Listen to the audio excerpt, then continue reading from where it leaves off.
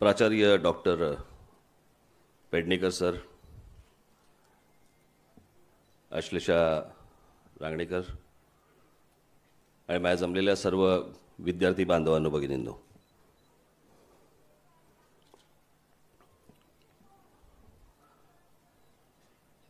शाळेत असताना मला ज्या शिक्षिका शिकवायच्या त्याही इथे माझ्यासमोर बसलेल्या आहेत आणि त्या इथे शिकवतात. चंदनाताई,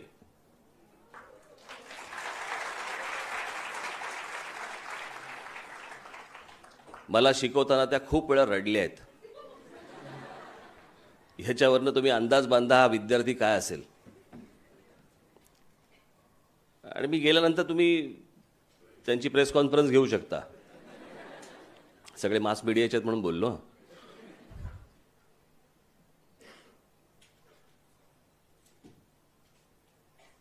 अश्लेषाजी आणि इतर सर्व ते एक काय त्याचं नाव होतं, तो आला होता मला, हां, कौस्तुभ. कुठे आहे तो? हां,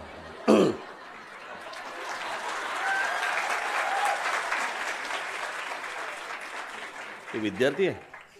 हां, नाही, अजून एक जण कोणतरी आला होता ना. हां, तू आला होता.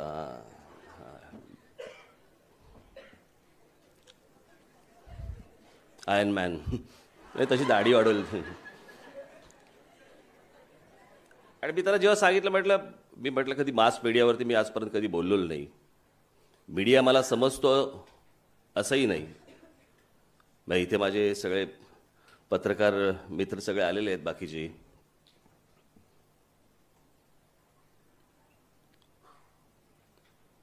आपण जे शिकता आहात इथे, जे तुम्हाला शिकवलं जातंय, मी काल परवाकडे हाच विचार करत होतो की असं मी तुम्हाला असं वेगळं काय सांगणार आहे, मी तुमच्याशी असं वेगळं काय बोलणार आहे की जे तुम्हाला इथे शिकवलं जात नाही किंवा शिकवलं गेलं नाही आहे.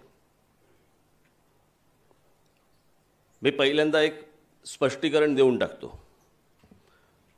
मी आल्यावरती इथे हा बोर्ड पाहिला,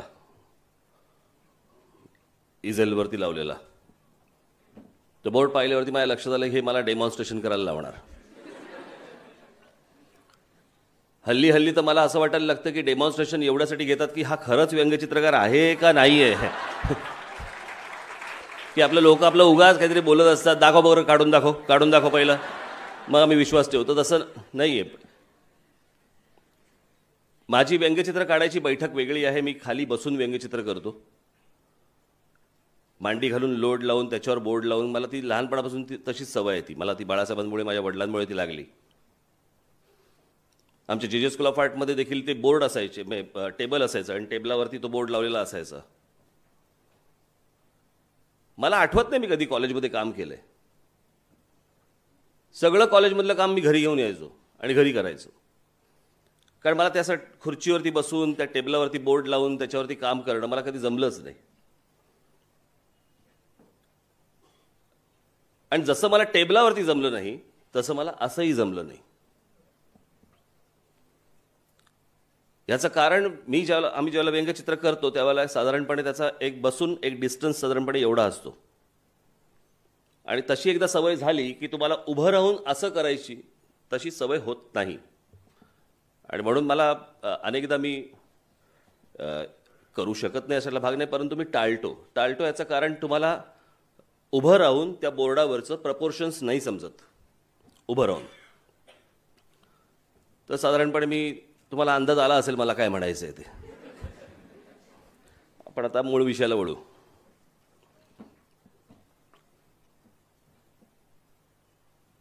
मुळात मास मीडिया हा शब्द आला कसा, कधीपासून आला, तर जेव्हापासून मला असं वाटतं की सोशल मीडिया जेव्हापासून आला किंवा कम्प्युटर जेव्हापासून आला तेव्हापासून साधारणपणे तो आपण बोलायला लागलो तो शब्द. हल्ली तर काय वाटेल ते बोलतात. कुठच्याही गोष्टीला हल्ली काय गरम होतं, ग्लोबल वॉर्मिंग, तिकडेच नेऊन ठेवायचं डायरेक्ट. कुठची गोष्ट पाहिली की मास मीडिया. आताही आपण बोलत असताना मला जाणवलं की आपण पत्रकारिता म्हणजे मास मीडिया नव्हे. उद्या आपल्यातले बरेच जण विचार करत असतील की मी कुठच्या इलेक्ट्रॉनिक चॅनलला जॉईन करायचं का, मी वर्तमानपत्र जॉईन करायचं का, मी मॅगझिन जॉईन करायचं. मास मीडिया म्हणजे तुमचा कुठचाही विचार लोकांपर्यंत पोहोचवण्याचं माध्यम. मग तुम्ही जर उद्या रांगोळी काढलीत आणि रांगोळीला बघायला जर समजा प्रेक्षक आले, मला असं वाटतं तो मास मीडियाच झाला. कुठचीही गोष्ट जी तुम्हाला तुमचा विचार लोकांपर्यंत पोहोचवता येतो ते माध्यम म्हणजे मास मीडिया. मग ते वर्तमानपत्र असेल, मग त्या फिल्म्स असतील, मग त्या फीचर फिल्म्स असतील, त्या ॲनिमेशन फिल्म्स असतील, त्या डॉक्युमेंटरी फिल्म्स असतील, वर्तमानपत्र असेल, मॅगझिन असेल, ई मॅगझिन असेल, कुठचंही जे माध्यम, मोबाईल फोन असेल, अजून मोबाईल फोन मान्यता मिळाली नाही त्याला, पण मोबाईल फोन असेल, ज्या ज्या गोष्टींना तुम्हाला तुमचा विचार तुम्हाला लोकांपर्यंत पोहोचवता येईल ते माध्यम म्हणजे मास मीडिया. तर मला तुम्हाला पहिलं सांगायचं आहे असं की असा विचार करून तुम्ही शिकू नका. मुळात तुम्ही खूप भाग्यवान आहात. तुमची पिढी ही खूप भाग्यवान पिढी आहे की तुम्हाला ह्या सगळ्या गोष्टी मिळाल्या. आमच्या वेळेला नव्हत्या त्या. मी जे स्कूल ऑफ आर्टला असताना माझी खरंच मनापासूनची इच्छा काय होती की वॉल्ट डिझनी स्टुडिओमध्ये जायचं आणि तिकडे ॲनिमेटर व्हायचं. कोणाला फोन करू, पत्र कोणाला लिहू, पोचायचं कसं. बरं, आम्ही ज्या जे स्कूल ऑफ आर्टमध्ये होतो त्यावेळेला त्या ठिकाणी ॲनिमेशन नावाची काही गोष्ट नव्हती. व्यंगचित्रकला हातात असून देखील मी ॲनिमेशन करू शकत नव्हतो, कारण तशा प्रकारचं माध्यमच नव्हतं. आणि मग मला माझ्या घरामध्ये व्यंगचित्राचे बादशाह बसले होते हो. त्याच्यामुळे 4थ्या वर्षी कॉलेज सोडून दिलं. याचा अर्थ मी ग्रॅज्युएट नाही हेही लक्षात आलं असेल. हळूहळू एक एक गोष्टी आपण सांगितल्या बऱ्या, गैरसमज नसावा. आणि मग मी व्यंगचित्र करायला सुरुवात केली. व्यंगचित्र हे देखील हे एक मोठं माध्यम आहे मास मीडियाचं की ज्याच्यातनं तुम्ही तुमचा विचार पोहोचवू शकता. आत्ता इथे हे सगळे कॅमेरा घेऊन उभे आहेत सगळे. मी खूप खरं तर पहिल्यांदा मीडिया सोडून मास मीडियाचे लोक माझ्यासमोर कॅमेरा घेऊन उभे आहेत. तुमचे पण लागलेत का रे? हं? मला आमचे पत्रकार मित्र खाली भेटले.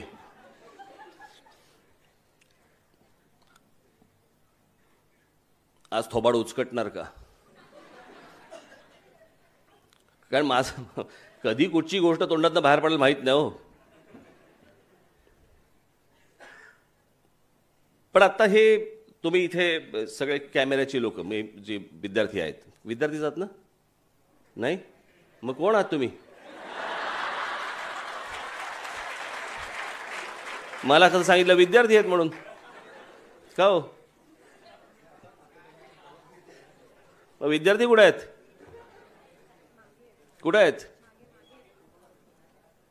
नाही, तुम्ही बोललात काहीतरी ते विद्यार्थ्यांचे कॅमेरे लागलेत वगैरे. एकच आहे? छान. बरं, असो. परत तुम्हीच रे.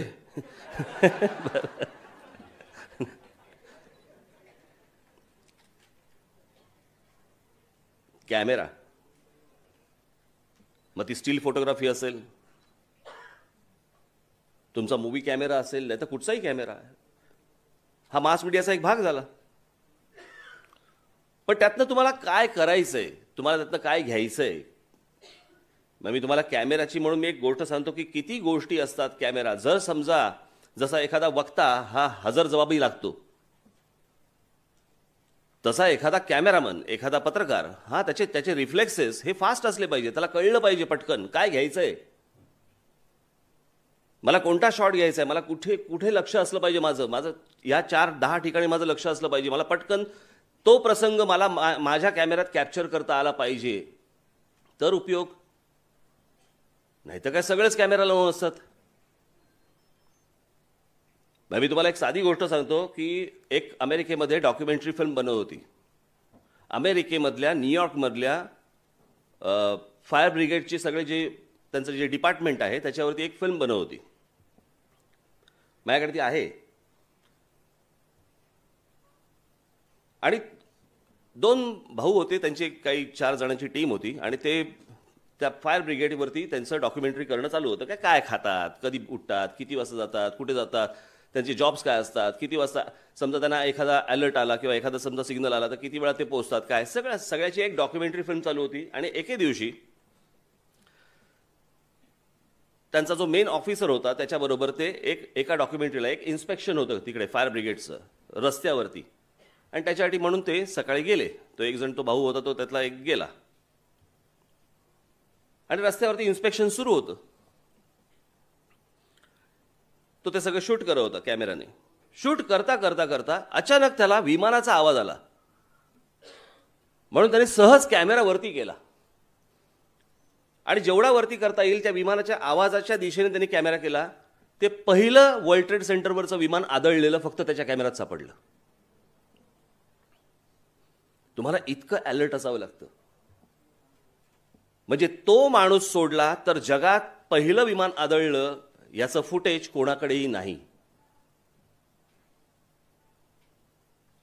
इतकं तुम्हाला शार्प असायला लागतं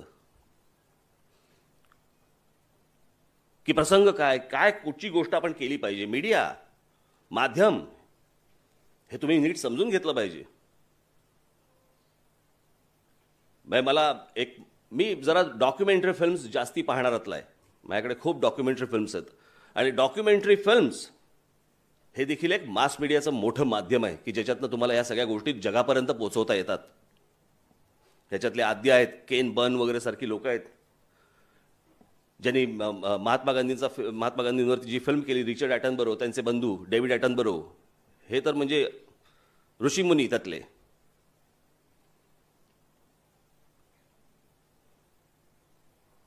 तर एक त्या केन बर्नची एक फिल्म आहे, माझ्याकडे आहे, मी आपल्याला पाठवून देईन, या मुलांना दाखवा त्यांना.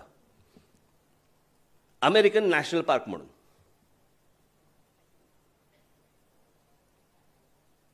जसं आज आपल्याकडे भारतामध्ये चालू आहे की कोणीतरी श्रीमंत लोक येतात आणि म्हणतात की मी हे 10,000 एकर जमीन घेतली, ही 15 एकर जमीन घेतली, 15,000 एकर जमीन घेतली, ही इथे 40,000 एकर जमीन घेतली, अशा ज्या जमिनी घेत चाललेत. एक्झॅक्टली ही गोष्ट काही वर्षांपूर्वी, खूप वर्षांपूर्वी अमेरिकेमध्ये सुरू होती.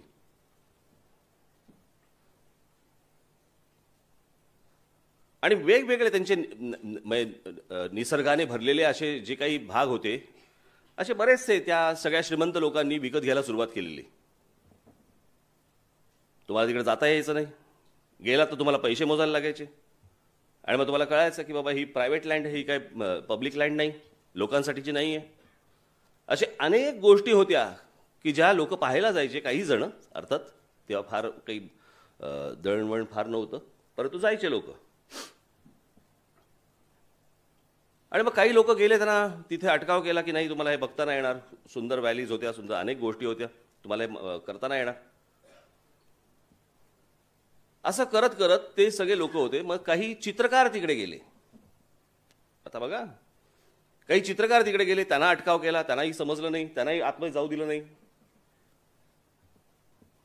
मग त्या चित्रकारांनी अमेरिकेमधले ते जे सगळे भाग होते तिथे असे इजेल लावले, त्यांचे कॅनव्हास लावले आणि लांबून दिसणारा तो सगळा प्रसंग, म्हणजे तो सगळी तो लँडस्केप, त्याची त्यांनी पेंटिंग करायला सुरुवात केली.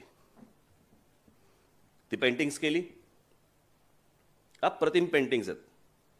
आणि ती पेंटिंग्स केली आणि ती पेंटिंग्स केल्यावरती त्यांनी न्यूयॉर्क आणि इतर त्यांची काही शिकागो, इतर काही जी महत्त्वाची त्यावेळेची महत्त्वाची जी काही शहरं होती अगदी, त्या शहरांमध्ये त्यांनी एक्झिबिशन्स लावली. एक्झिबिशन्स लावल्यावरती लोक आले बघायला, लोक आले आणि सगळे प्रशंसा करायला लागले, अरे वा वा काय सुंदर पेंटिंग आहे, छान, काय हे कुठं आहे. तर ती लोक बोलले हे आपल्या देशात आहे. ते बोलले मग आपल्याला जाता का नाही येणार तिकडे, हा मला बघायचं आहे. ते बोलले बघता नाही येणार तुम्हाला, कारण ती खाजगी जागा झाली आहे. बघा आता आता तिथून बॉल रोल व्हायला सुरुवात झाली. किती खाजगी जागा आहे, तुम्हाला तुमची जागा आहे पण तुम्हाला बघता येत नाहीये, हा निसर्ग तुम्हाला पाहता येत नाही. तो बॉल रोल होत होत होत होत होत अब्राहम लिंकन पर्यंत पोहोचला.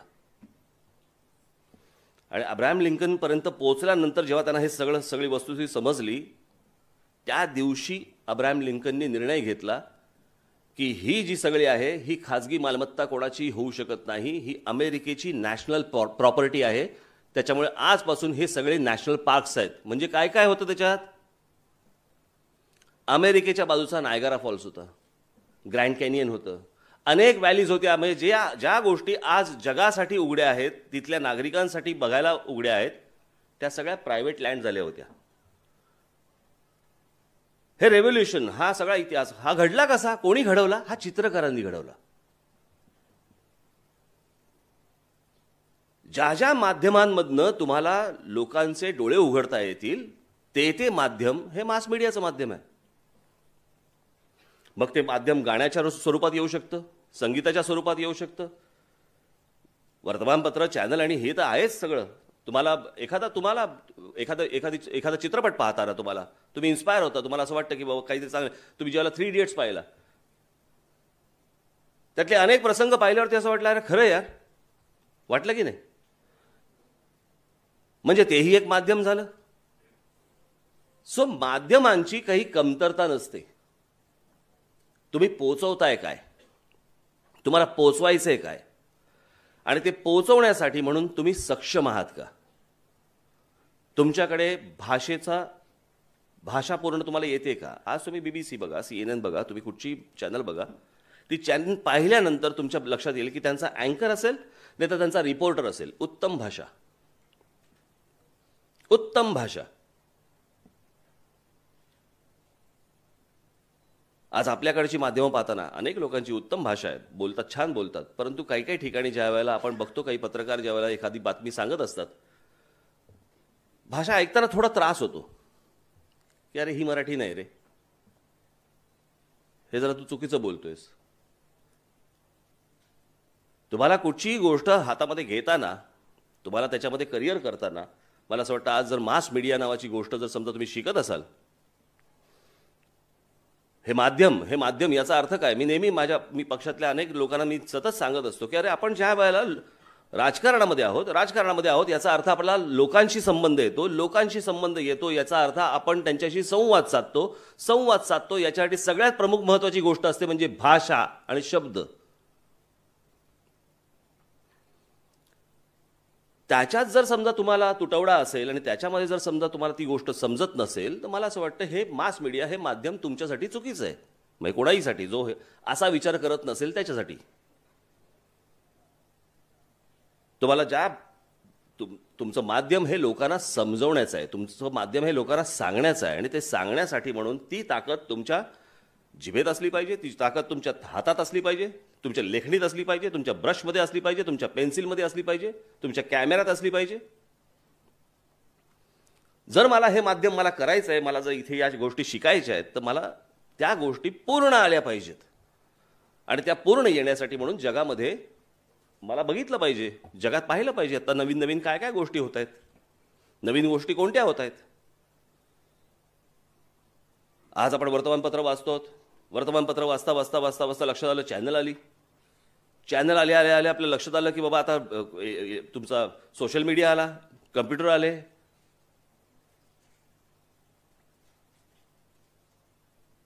म्हणजे सर्वच वर्तमानपत्र नाहीत किंवा सर्वच चॅनल पण नाहीत, परंतु बरीचशी वर्तमानपत्र रिपोर्टर्स कमी केलेत आणि रोज चॅनल बघून बातम्या छापतात. कारण ह्यांचा काय धबधबा चालूच असतो, धनाधन काहीतरी चालूच असतं, रोज बदा बदा बदा बदा होतच असतात.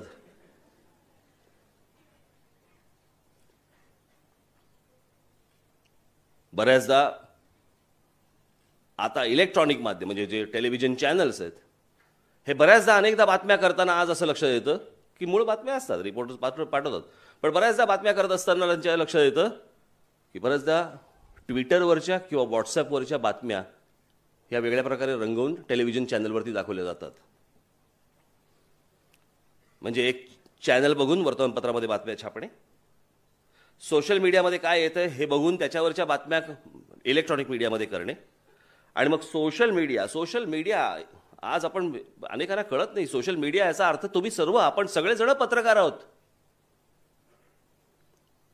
माझं मत मी मांडू शकतो, याच्यात चांगलीही गोष्ट आहे, वाईटही गोष्ट आहे. परंतु तुमचं मत मांडण्याचं प्रत्येकाचं ते माध्यम आहे. आणि उद्या हे सगळं प्रकरण कुठपर्यंत जाईल ह्याचा अंदाज नाही, माहीत नाही. कारण हे सगळं आता सगळं कमी कमी कमी कमी कमी कमी गोष्टी होत जाणार. मी तुम्हाला साधी गोष्ट सांगतो की आता आज आपल्याकडे मुंबई शहरामध्ये, तुम्हाला लक्षात येत असेल की मुंबई शहरामध्ये अनेक जागा, अनेक इमारती उभ्या आहेत, विकल्या जात नाही आहेत. त्या जागा कोणी घेत नाही आहे. पहिल्यांदा होतं, एक 10-15 वर्षापूर्वीपर्यंत होतं, मोठमोठी ऑफिसेस व्हायची. पण आता तिकडे होत नाहीत. अनेक इमारती रिकाम्या पडल्या आहेत. का? कारण एवढं काम तुम्ही एवढ्या जागेत बसून करू शकता. जर एवढं काम तुम्ही जर एवढ्या जागेत बसून करू शकता, तर याचा अर्थ त्याचा व्याप वाढला, परंतु त्याचा जो काही खर्च आणि इतर जी लोक आहेत ही कमी झाली. आता ही कमी झाली याचा अर्थ त्यांनी सिलेक्टेड लोक घेतली, ठराविकच लोक घेतली. मग ती ठराविक लोक म्हणजे कोण? तर ज्याला 100% ते माध्यम किंवा ती गोष्ट कळली आहे तो. हे मी तुम्हाला का सांगतोय?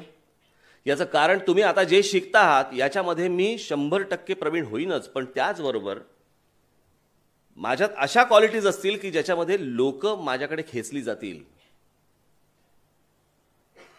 मी अशा गोष्टी जगाला दाखवीन, मी अशा गोष्टी लोकांना सांगीन, अशा गोष्टी मी लोकांपर्यंत पोहोचवीन की ती माझी कपॅसिटी असली पाहिजे, ती माझी ताकद असली पाहिजे. ती मग माझी भाषेची असेल, चित्राची असेल, कॅमेऱ्याची असेल, पण त्याच्यामध्ये तुम्हाला एक्सलन्स हा आणावाच लागेल. याच्यापुढे मारकाम चालणार नाही.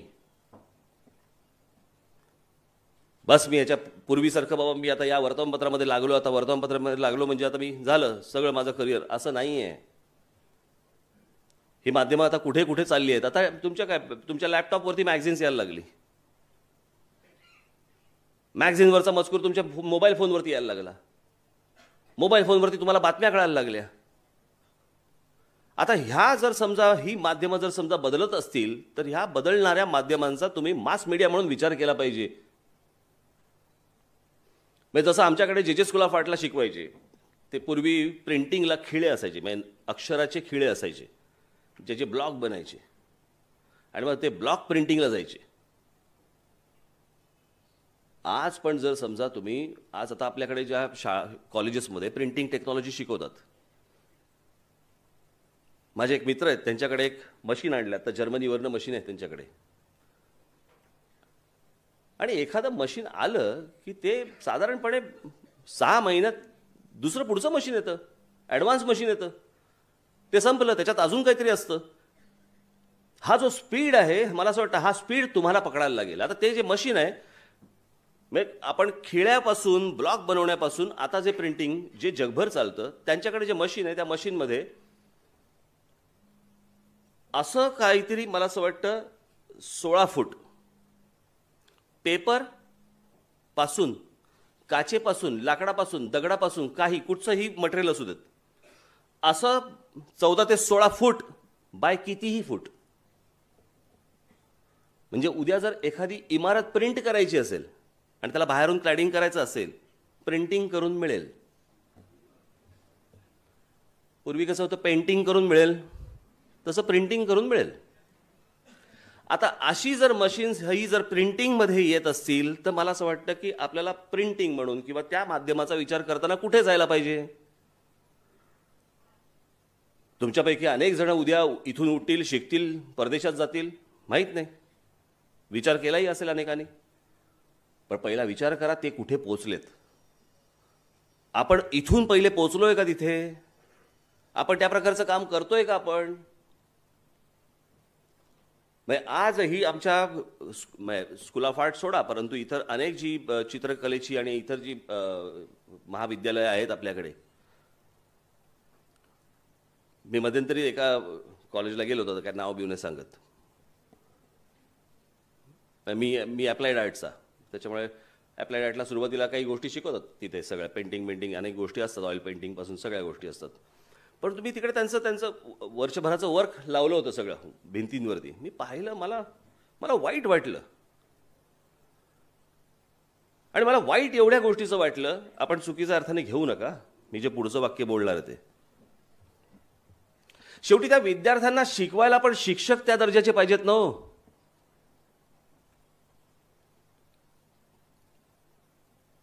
अनेकदा आपल्याकडे काय होतं की आता मी मध्यंतरी एकदा आमच्या जेजू स्कूल ऑफ आर्टला गेलो, तर तिथे शिकवणारा एक कोण त्यांचा प्रोफेसर होता. तो माझ्या वर्गात होता.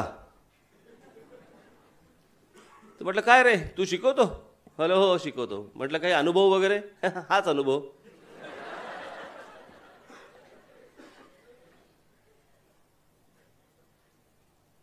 या गोष्टींचा अनुभव देखील पाहिजे ना आपल्याला शिकवताना.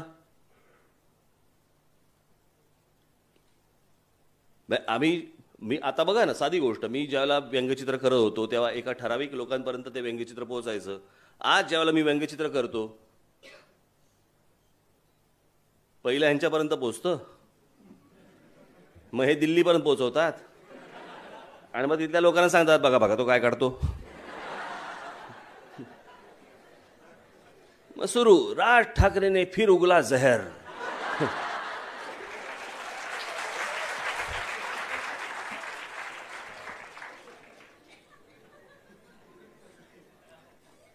ते सोडा, ते कॉन्ट्रोवर्सी सोडा, पण सांगायचा उद्देश असा, पोचतं किती फास्ट, जाण्याची माध्यमं कशी बदलली आणि ही माध्यमं अजून बदलणार, अजून बदलतायत. आता मी कालच एक यूट्यूबवरती एक अशी छोटी डॉक्युमेंटरी बघत होतो. त्याच्यामध्ये तुम्हाला आता आपल्याकडे कार्ड असतं बरोबर, एटीएम बीटीएम मध्ये जातात किंवा कुठे बँके असले कार्ड असतात बरोबर. आता कार्ड जाणार आणि तिकडे फक्त तुम्ही त्या मशीन समोर जायचं आणि तुमचे डोळे दाखवायचे की त्याच्यावरती कळणार तुमचं अकाउंट कुठचं आणि काय. आता ही जर इतक्या ॲडव्हान्स लेवलला आहे, त्याच्यामध्ये त्यांनी दाखवलं पण की मायनॉरिटी रिपोर्ट नावाचा पिक्चर होता ना, रिपोर्ट्स नावाचा एक स्पिलबर्गचा पिक्चर होता, त्याच्यामध्ये ही टेक्नॉलॉजी दाखवली होती काही वर्षांपूर्वी. ती वास्तवात आली. मला तुम्हाला फक्त एवढंच सांगायचंय, एका चौकोनात अडकून पडू नका. हे माध्यम जिथे पुढे जाणार आहे त्याचा अंदाज आत्तापासून बांधायला सुरुवात करा, तर तुम्ही घेत असलेलं शिक्षण हे तुम्हाला पूरक ठरेल. नाहीतर कुठच्याही वर्तमानपत्रात नुसतं मी लिखाणच करणार आहे असा विचार केला असेल. आता पुस्तकं, साहित्य, कविता मास मीडियाचाच भाग आहे. नाटक मास मीडियाचा भाग आहे. तुम्हाला अनेक गोष्टी जे तुमच्या मनापर्यंत पोहोचवतो, जे तुमच्या डोक्यापर्यंत पोहोचवतो, ती सर्व माध्यमं, त्या सर्व माध्यमांचा विचार करून तुम्ही शिक्षण घ्यावं असं मला वाटतंय. मी आज काय इथे तुम्हाला फार मोठं लेक्चर देण्यासाठी इथे आलेलो नाही. मला जे काही जाणवतं, मला जे काही इतर जगामध्ये काय काय चाललंय हे बघत असताना जे जाणवलं, ते जाणवलेलं मी फक्त तुमच्यासमोर मांडलं. मी काही मास मीडियाचा स्टुडंट नव्हे, मी मास मीडियाचा कोणी शिक्षक नव्हे. हे शिक्षक आहेत, हेच तुम्हाला शिकवणार आहेत. परंतु तुम्ही जे शिकत आहात ते फक्त जग कुठे चाललंय याचा अंदाज बांधून फक्त तुम्ही शिका. तुम्हाला माध्यम जे कुठचं आत्तापासून त्याचा विचार करायचा आहे, त्याचा माध्यमाचा आत्तापासून विचार करायला सुरुवात करा आणि त्याप्रमाणे तुम्ही काम करायला सुरुवात करा. मी जेवढी तुम्हाला माध्यमं सांगितली, मग ते वर्तमानपत्राचं असेल, चॅनलचं असेल, टेलिव्हिजनचं असेल, मग तुमचं फिल्मचं असेल, वेगवेगळ्या भाषांमधल्या फिल्म्स असतील, डॉक्युमेंटरी फिल्म्स असतील, ॲनिमेशन फिल्म्स असतील, कुठच्याही जी माध्यमं आहेत त्या सर्व माध्यमांचा विचार करून शिकावं, एवढी फक्त तुम्हाला विनंती करण्यासाठी म्हणून मी आज इकडे आलो. मी काही लंबचौडं भाषण द्यायला आलेलो नाही आहे. तुम्हाला काही विचारायचं आहे? तुम्हाला काय बोलायचं आहे? बोलती बंद. कोणाला काय प्रश्न विचारायचा आहे? नाही, मी लाज नाही काढणार, खरंच विचारा.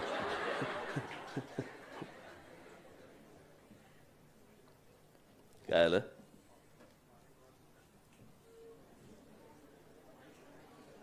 हात कोणाचा आहे? हां, हां बोल ना, त्याच्यासाठीच बोललो.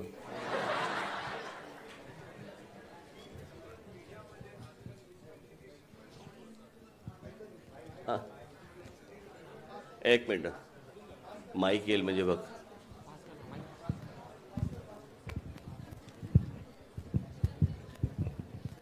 तुमच्यासाठी आहे रे.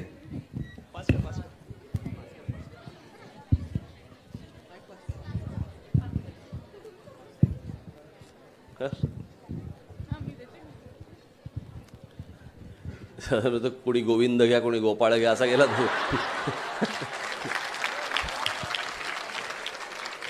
बोल बोल.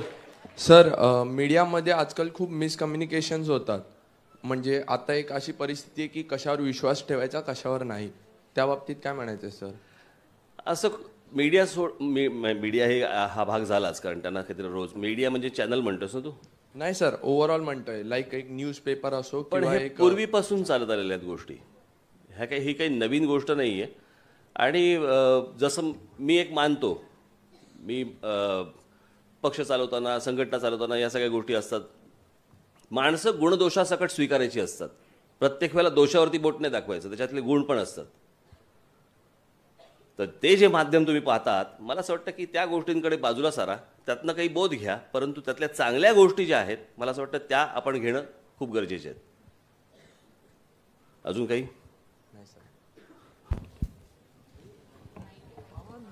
मी बोललो ते बरोबर ना, की मिसकम्युनिकेशन होतं? नाही.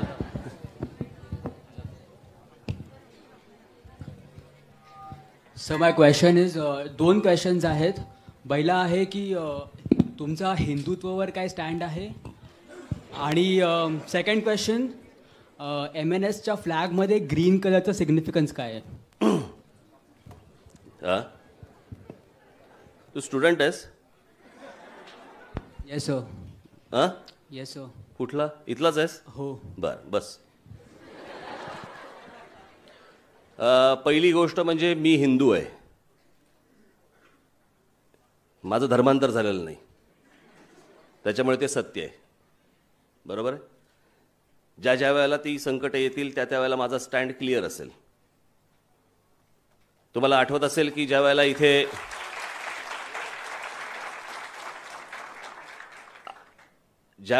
एक मोर्चा निघाला होता, काही मुसलमानांचा मोर्चा होता, आणि त्याच्यामध्ये आपल्या पोलीस भगिनींना मारलं होतं. आझाद मैदानवरती निघाला होता, आठवते का? आणि सगळी हुल्लडबाजी तिकडे सगळी चालू होती. आणि त्यावेळेला तिथे इतर कुठच्याही राजकीय पक्षाने विरोधात मोर्चा नव्हता काढला, मी काढला होता तो मोर्चा त्यांच्या विरोधात. त्याच्यामुळे माझा स्टँड आता तुला कळला असेल, नंबर 1. नंबर 2, रंगाचा अर्थ मी माझ्या पहिल्या सभेमध्ये सांगितला होता. कोणी बोलतं की भगवा हा त्यागाचा, निळा हा ह्याचा, हिरवा ह्याचा, असं काही नसतं. या देशामध्ये 3च गोष्टी असतात. भगवा हा हिंदूंचा, हिरवा हा मुसलमानांचा, आणि निळा हा दलितांचा, असं माझ्या पहिल्या सभेमध्ये पण सांगितलं होतं. जे महाराष्ट्राला मानतील आणि जे महाराष्ट्रासाठी झटतील त्या सर्वांना मी बरोबर घेऊन जायला तयार आहे, पण महाराष्ट्र पहिला.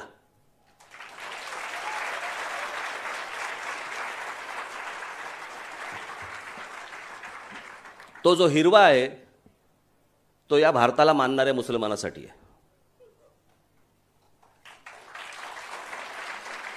मला असं वाटतं, मी ज्यावेळेला अमजद अली खान यांची सरोद ऐकतो, झाकीर हुसेनचा ज्यावेळेला मी तबला ऐकतो, त्यावेळेला मी त्याच्याकडे कधीच मी मुसलमान म्हणून बघत नाही.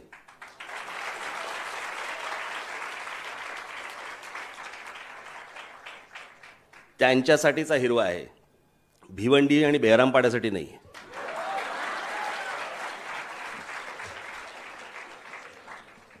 अजून काही? आता सटापटा आले हातवर. Sir, excuse me. थांब, कोणी गोविंद घ्या, कोणी गोपाळ सर. घ्या. वाजले किती? सर, सर प्लीज सी या. हां सर,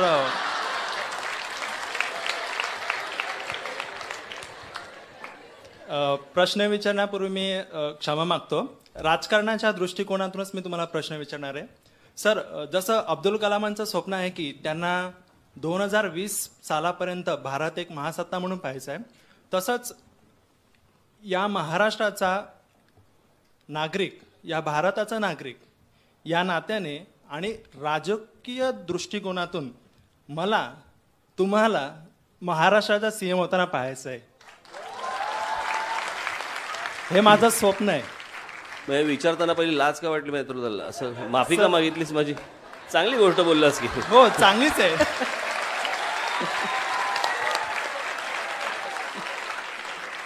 माफ करा, मला जरा तुम्हाला मोठं होताना बघायचं आहे. पण सर, तुम्हाला प्रश्न आवडला हा माझ्यासाठी महत्वाचा आहे. नाही नाही नाही, छान, धन्यवाद. आणि सर, दुसरा एक प्रश्न आहे. तुम्ही बरेच राजकीय नेत्यांची नकल करता, तर मला या क्षणाला ते नकल पाहायचं आहे. कमीत कमी सर, प्लीज प्लीज. कसं आहे, मी तुला एक गोष्ट सांगतो. मी भाषण करता करता ती त्यावेळेला उत्स्फूर्तपणे आलेली गोष्ट असते. नाही तर मी शो लावले नसते का माझे? हे असं असं होत नाही. ते त्यावेळेला ते बोलता बोलता येतं, ते अंगात येतं ना.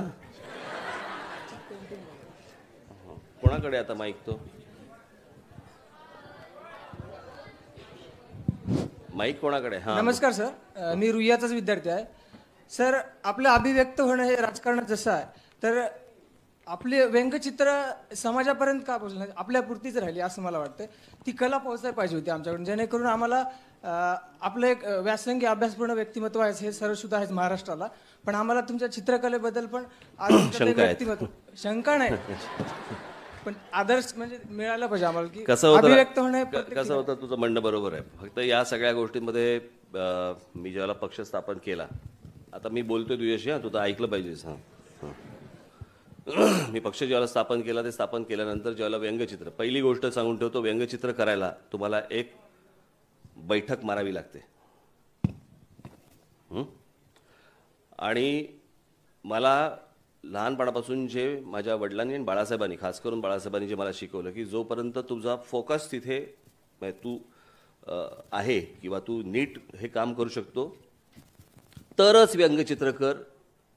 कोणतरी बाहेर लोक आले आहेत, कोणतरी थांबले आहेत, कोणासाठी काहीतरी आता करायचं आहे, असं करून ते होत नाही.